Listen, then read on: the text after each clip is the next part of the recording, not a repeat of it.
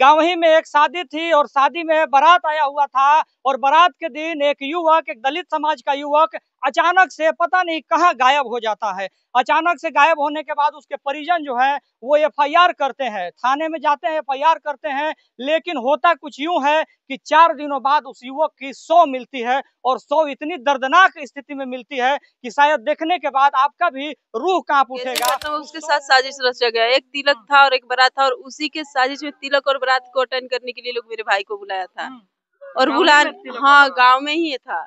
और उसी समय उसको बुलाकर लोग उसके साथ क्या क्या किया ये अब बताएंगे तो कम पड़ जाएगा। बस हम यही चाहेंगे कि हमको इंसाफ मिलना चाहिए। नहीं मिला तो पूरा सोशल मीडिया को क्या करेंगे वो हम जानते हैं, समझे। पुलिस वाले भी लोग सपोर्ट नहीं कर रहे हैं, कोई सपोर्ट नहीं कर रहा है, क्योंकि उस सबको पैसा चाहिए और हम लोग पैसा वाले नहीं हैं कि हम लोग पैसा देंगे। डॉक्टर बाबा साहब अम्बेडकर के लिखे संविधान से ये देश चलता है, प्रशासन चलती है, यहाँ तक कि पूरा सिस्टम चलता है। आज उनके समाज के लोगों की स्थिति है कि देखिए ये जो है इस तरह से मातम पसरा हुआ है। ये लोग रो रहे हैं, बिलख रहे हैं, लेकिन इनका सुनने वाला कोई नहीं है। बहुत लोग आएंगे यहाँ मातम पुरसी करेंगे, वादा करेंगे, और वादा जानते हैं कि नेताओं का वादा कैसा होता है, प्रशासन का वादा कैसा होता है। यहाँ वादा करेंगे लेकिन इस घर का जो है एकलौता चिराग तो बुझ चुका है। शायद इस घर का देखरेख करने वाला कौन होगा। मैं पूछना चाहूंगा बिहार पुलिस प्रशासन से, यहाँ के तमाम जितने प्रतिनिधि हैं, जो जन प्रतिनिधि कहते हैं, जो दलितों के हितैषी माने जाते हैं, जो दलितों के गरीबों के हितैषी कहे जाते हैं, वो कहाँ है? अब तक इस घर पर क्यों नहीं आए? यूं तो पूरा देश दलितों के लिए किस तरह से मौत का कब्रगाह बनते जा रहा है, शायद आप लोगों को एक नमूना मैं पेश करने का प्रयास करूंगा। इस वक्त हम मौजूद हैं बिहार के रोहतास जिला के विक्रमगंज में। गांव ही में एक शादी थी और शादी में बारात आया हुआ था और बारात के दिन एक युवक, एक दलित समाज का युवक अचानक से पता नहीं कहां गायब हो जाता है। अचानक से गायब होने के बाद उसके परिजन जो है वो एफआईआर करते हैं, थाने में जाते हैं, एफआईआर करते हैं। लेकिन होता कुछ यूं है कि 4 दिनों बाद उस युवक की शव मिलती है और शव इतनी दर्दनाक स्थिति में मिलती है कि शायद देखने के बाद आपका भी रूह कांप उठेगा। उस शव को जहां जहां से मैं बताने का प्रयास करूंगा वहां वहां से जो है उस शव पर चाकुओं से गोदा गया था, ईंट पत्थरों से मारा गया था। इतनी दर्दनाक मौत उस शव को दी गई थी, उस युवक को दी हुई थी कि शायद मैं आप लोगों को बताने का भी प्रयास मैं नहीं कर पा रहा हूँ। आप ये देखिए, ये तस्वीर दिखाइए, देख सकते हैं कि उस घर में किस तरह से मातम पसरा हुआ है। इस घर का एकलौता चिराग, मैं बार बार बताने का प्रयास कर रहा हूँ, इस घर का एकलौता चिराग था वो लड़का, लेकिन आज इस घर का एकलौता चिराग जो है वो बुझ चुका है। और आप देखिए देखिए उस बच्चे की माता के साथ कैसी स्थिति है, उसके घर के जो लोग हैं वो किस तरह से रोते बिलखते हुए नजर आ रहे हैं। कैमरा पर्सन थोड़ा सा पास आइए, थोड़ा सा पास से दिखाइए किस तरह से जो है यहाँ पर लोग जो है लगातार जो है वो रो रहे हैं। मैं कुछ लोगों से बात करने का प्रयास करूंगा। कैसे घटना हो गई चाची? अच्छा, कैसे कौन है आप जिसके साथ घटना हुआ, उसकी कौन है? सिस्टर हूँ। थोड़ा सा पास आ जाइए। कैसे घटना हुआ ये? कैसे घटना हुआ? उसके साथ साजिश रचा गया। एक तिलक था और एक बारात था और उसी के साजिश में तिलक और बारात को अटेंड करने के लिए लोग मेरे भाई को बुलाया था और हाँ, गांव में ही था। और उसी समय उसको बुलाकर लोग उसके साथ क्या क्या किया ये अब बताएंगे तो कम पड़ जाएगा। बस हम यही चाहेंगे कि हमको इंसाफ मिलना चाहिए। नहीं मिला तो पूरा सोशल मीडिया को क्या करेंगे वो हम जानते हैं, समझे। पुलिस वाले भी लोग सपोर्ट नहीं कर रहे हैं, कोई सपोर्ट नहीं कर रहा है, क्योंकि उस सबको पैसा चाहिए और हम लोग पैसा वाले नहीं हैं कि हम लोग पैसा देंगे उस सबको। हमको इंसाफ चाहिए, हम पैसा देके केस नहीं लड़ना चाहते हैं, हम अपने दम पे लड़ेंगे। प्रशासन पे भरोसा नहीं है आपकी? प्रशासन पे भरोसा होता तो 4 दिन पहले का एफआईआर किया गया है। आज तक मेरे द्वार पर कोई प्रशासन नहीं आया है, एक भी प्रशासन नहीं आया है मेरे द्वार पे। 100 मिला उसके बाद आया है। इतना दिन तक कहाँ था प्रशासन? कहाँ था प्रशासन? किसके वजह से चलता है? हम ये भी जानकारी लेना चाहते, प्रशासन किसके वजह से चलता है? वो कहाँ था, कर क्या रहा था? 4 दिन तक नहीं आया। हम उसके दोबारा गए हैं थाना में, कल हम बोले कि सर आइए मेरे द्वार पर और जांच पड़ताल करिए। कल नहीं आया था प्रशासन। जरा सोचिए, बिहार पुलिस जिस तरह से बिहार पुलिस कहती है कि हमारे कार्यकाल में जो दलित हैं, जो गरीब हैं, वो काफी सुरक्षित है।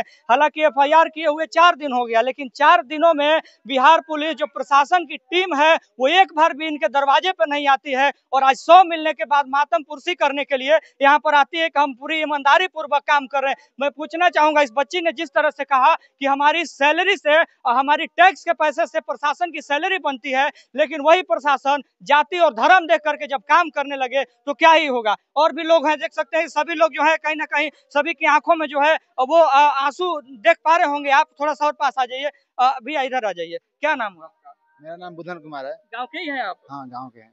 कैसे क्या हुआ? अरे वो गया था लड़का, कोई ले गया, साजिश किया था, उसको ले गया उधर। हम लोग को पता नहीं था, हम लोग तो तिलक बारात में बाजे हुए थे इधर। उधर ले गया, क्या किया क्या ना किया हम लोग को आज पता चला। आप लोग किसको कह रहे हैं? क्या उनको पर्सनली किसी और से पहले से दुश्मनी थी? ना, ये तो नहीं बता सकते हम, लेकिन हम नहीं देखे थे किसके साथ था। तो साजिश के तौर पे हुआ है पूरा? हाँ, पूरा उधर मामला सेट किया होगा, गैंग की तरफ से काम हुआ है। मानो कैसे होता है कि मानो यहाँ सामान ले गया, वहाँ सामान उपास किया, ऐसे काम हुआ है। ऐसे नहीं कंफर्म है कि यही किया है, शामिल है। एक आदमी काम नहीं है, 5-6 लड़के मिले हुए हैं और गाँव के हैं, लेकिन हम नहीं बता सकते कौन है, लेकिन ऐसे नहीं बता सकते। लेकिन गाँव का है, कोई घर का है तभी तो वहाँ जाएगा। वहाँ तो कभी लड़का गए नहीं थे, कभी नहीं गएगा उधर, लेकिन पहली बार गया उधर, ये काम हुआ है। क्योंकि आप लोग दलित हैं, क्या दलित देख करके, जाति देख करके ये सारी चीजें हो रही है? वही तो बात है, वही बात है। उधर ले गया है और ले गया है उधर देखने, हम लोग तो नहीं देखते हैं। उधर ले गया 5-6 लड़के हैं, वो तो नहीं हम देखे बता सकते हैं, लेकिन मैच उधर देख रहा था लड़का। ठीक है, हम लोग तिलक बारात में खाना खिला रहे थे, 10 बजे बोल रहा था लड़का, माले के 8 बजे से पहले दिखा है लड़का उधर। फिर उधर गया, उधर से फिर लौट के नहीं आया। हम लोग तो अपने कार्यक्रम में बाजे हुए थे, खाना खिला रहे थे। 10 बजे से लेकर 12 बजे तक खाना खिलाए। उसके बाद पता चला कि फोन स्विच ऑफ आ रहा है। आज कंफर्म पता चल गया कि वो लड़का के देहांत हो गया, मर गया।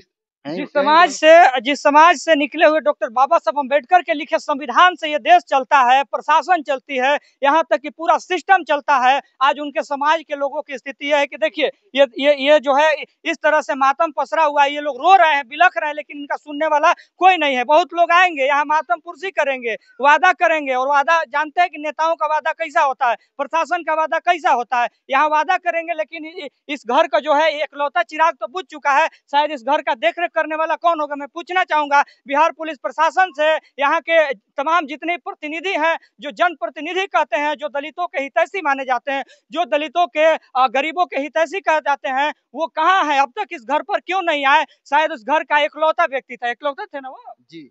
देखिए वो एकलौता व्यक्ति थे। अब इस घर का देखरेख करने वाला, इस घर का गुजर बसर करने वाला, इस घर का जीविकोपार्जन करने वाला कौन होगा? मैं शायद ये आप लोगों से पूछने का प्रयास करूंगा। कमेंट बॉक्स में आप लोग जरूर बताइएगा। और भी लोग हैं। बापो नहीं खान बाबू, बापो नहीं खान, नहीं हितिए जाके छोके मर गुलन बाबू। ये पोसले रही जहां मन के बाबू, देखिए जी धाना हो गल हमनी के जल्दी का कहल जाए। बाबू हमर मामा हर में पोसाई धान। अब उनके घर में कमाने खाने वाला कोई नहीं खे, कोई नहीं खे। एगो बेटी, एगो माई, अब के बाबू कोई नहीं खे बेटा। कैसे अब उन लोग के जिंदगी पार लगी, कैसे लड़की के निमा होई बताइए।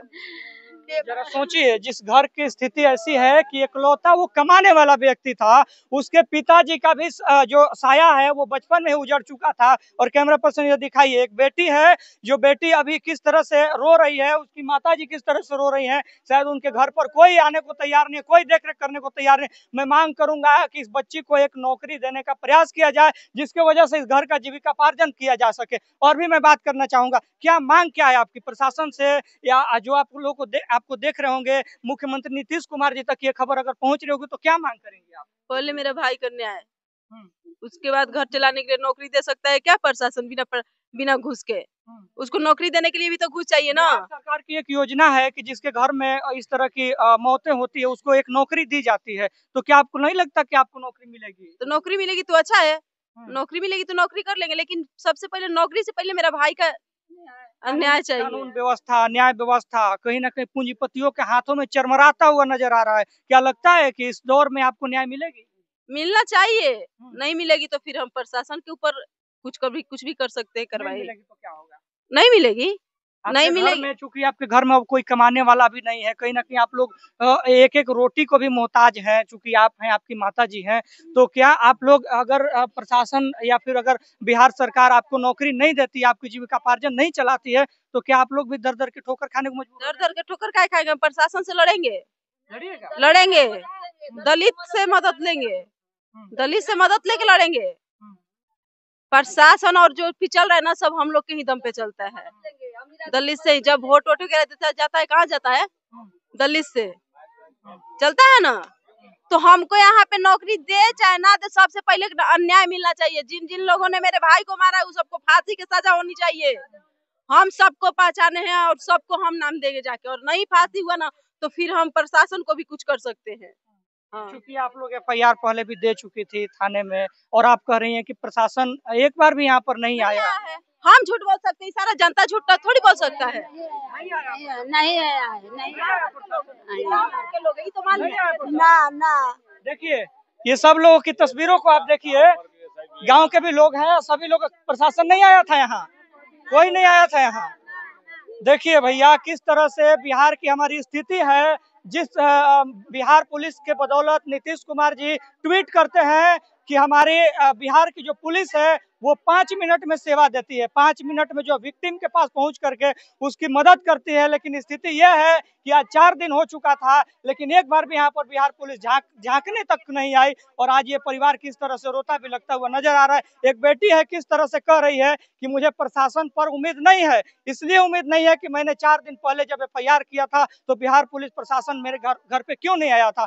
अगर मुझे न्याय नहीं मिलता है, मेरे भाई को न्याय नहीं मिलता है, मुझे नौकरी नहीं मिलती है, तो शायद हम लोग एक एक दाने को मोहताज हैं, और शायद हम लोग भी जो है इसी तरह से तड़प तड़प कर मर जाएंगे। लेकिन यहाँ के नेताओं के जो है वो कान पर जू तक नहीं रहेंगे। बाकी आपका क्या कहना है, प्रतिक्रिया कमेंट बॉक्स में दीजिएगा। चैनल को सब्सक्राइब कर लीजिएगा। इनके न्याय के लिए इस वीडियो को फैला दीजिए, तमाम जगहों पर इसको शेयर करिए, ताकि इनकी बातों को ज्यादा से ज्यादा लोगों तक पहुंच सके, मुख्यमंत्री नीतीश कुमार जी तक पहुंच सके और इनकी बातों को सुना जा सके। बाकी मैं आप लोगों से एक और खबर मिलता हूँ एक और इस खबर, तब तक के लिए जय भारत।